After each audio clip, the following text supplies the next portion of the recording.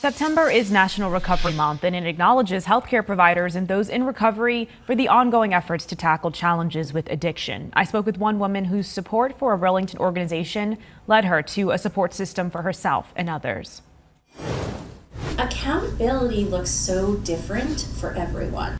Beth Churchill is practicing sobriety. She's been completely sober now for 3 months, and she's already chosen to be an advocate to help others on their own path to recovery. Substance abuse disorder was part of my life from a young age, and that was really impactful. I spent a lot of years doing my best to not find myself in a metal chair in an AA room, to then discover that it was exactly the place I needed to be.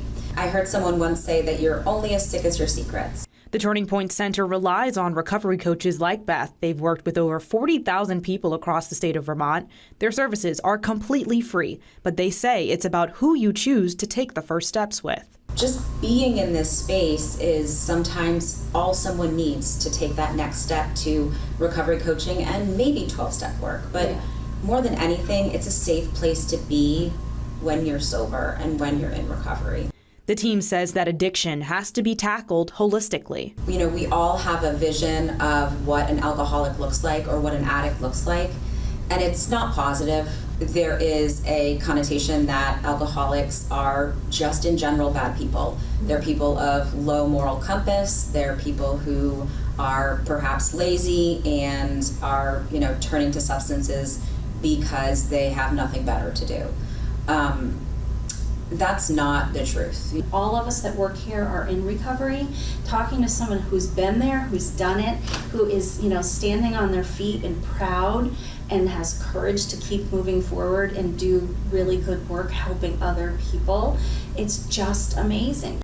They also say that recovery is not a linear process. The strength lies in continuing to choose yourself. It hurts on a really intense level. There are just some things that they're not going to be able to control.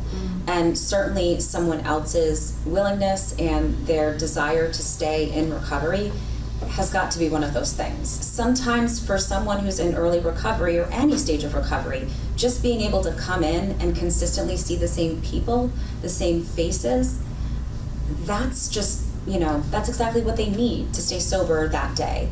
And really, it's a day-by-day journey. But also knowing that you will be chosen by a larger community of people who've seen the brighter side of progress.